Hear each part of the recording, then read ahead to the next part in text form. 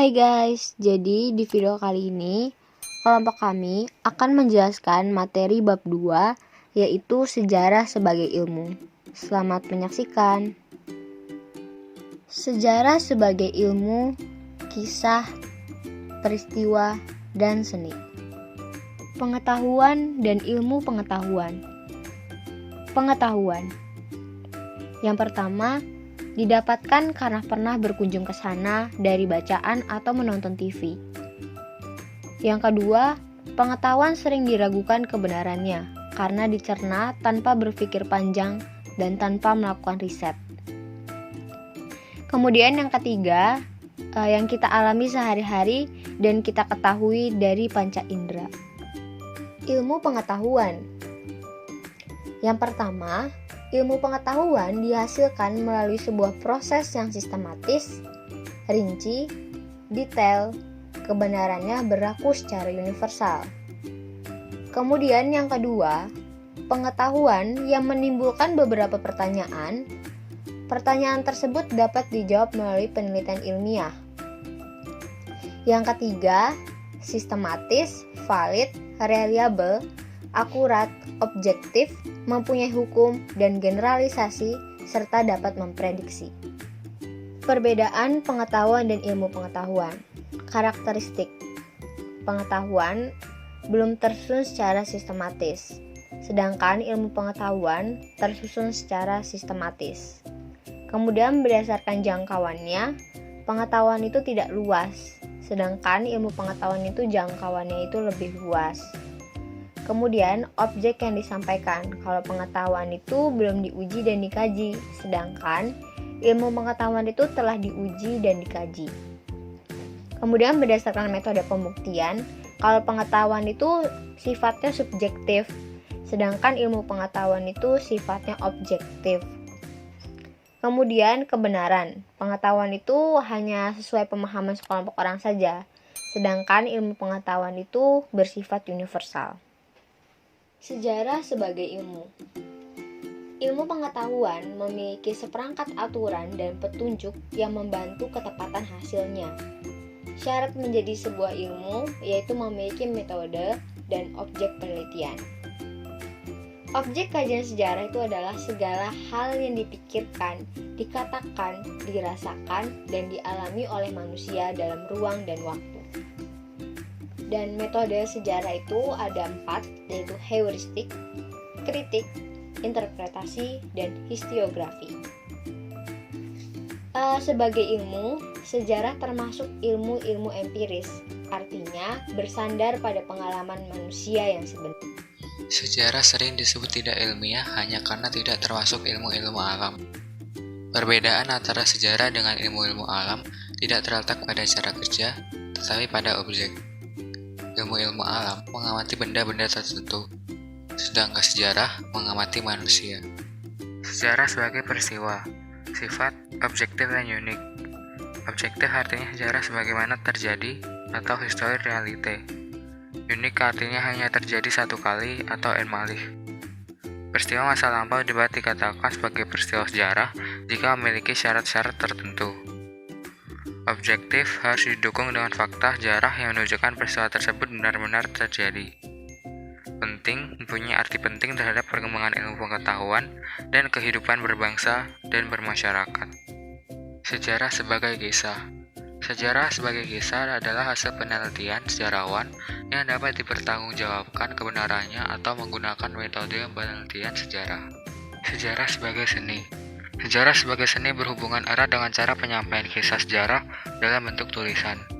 Sejarawan memerlukan intuisi atau ilham, imajinasi, melibatkan emosi serta menggunakan gaya bahasa yang khas cenderung kaku. Gaya bahasa menjadi unsur penting karena sangat menentukan minat seseorang untuk membaca hasil penelitiannya. Sejarah sebagai kisah. Karya sejarah. 1. Penulisan bersumber pada fakta. 2. Kebenaran berdasarkan fakta. 3. Hasil akhir berupa tulisan sejarah. 4. Gaya bahasa cenderung kaku. 5. Berisi informasi lengkap. Karya sastra. 1. Penulisannya banyak menggunakan imajinasi pengarangnya. 2. Kesimpulan dapat berakhir dengan sebuah pertanyaan. 3. Hasil keseluruhan hanya menuntut agar pengarang taat akan asas yang dibangunnya sendiri. 4. Gaya bahasa cenderung bebas. 5. Kebenaran subjektif atau berada di tangan pengarang. B. Sifat ilmu sejarah. Ada 2, yaitu 1. Diakronis. Topik yang dibahas di dalamnya adalah peristiwa-peristiwa yang melintas perjalanannya waktu, yaitu dari masa dulu, sekarang, dan masa depan. Yang kedua, ideografis. Sejarah selalu menggambarkan, menceritakan, dan memaparkan sesuatu yang bersifat unik. Berpikir diakronik. Diakronik berasal dari bahasa Yunani, yaitu diakronik, yang memiliki arti yaitu melintas atau melampaui, dan kronokus atau kronos berarti waktu. Berpikir diakronik dalam sejarah artinya berpikir mengenai peristiwa sejarah secara menyeluruh dalam urutan waktu yang panjang, tetapi terbatas dalam ruang. Tujuan konsep berpikir diakronik adalah untuk melihat perubahan yang terjadi pada proses perkembangan sejarah tersebut. Cara berpikir diakronik mengajarkan kita untuk lebih teliti dalam mengamati gejala atau fenomena tertentu dalam peristiwa sejarah.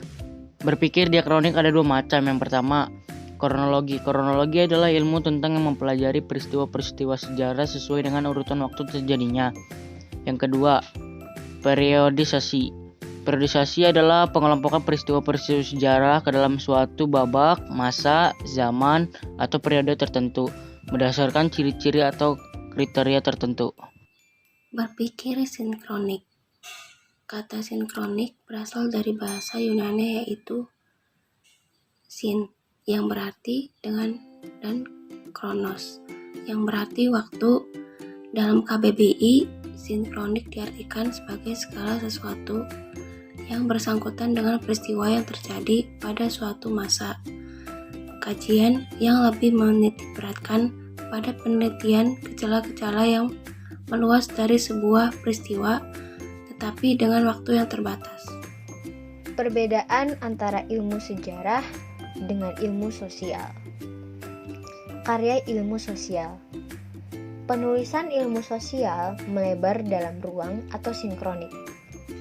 Sedangkan karya ilmu sejarah, penulisan sejarah itu memanjang dalam waktu atau diakronik. Nah, jadi di sini ada 2 gambar. Yang di sebelah kiri itu buku berjudul Perubahan Sosial di Yogyakarta. Itu termasuk karya ilmu sosial.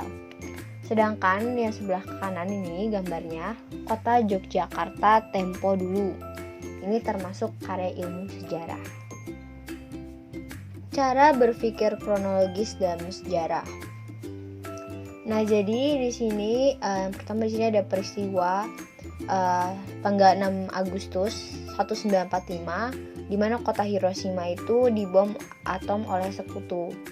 Kemudian di tanggal 9 Agustus 1945 kota Nagasaki dibom atom oleh sekutu. Kemudian di tanggal 14 Agustus Jepang menyerah tanpa syarat kepada sekutu.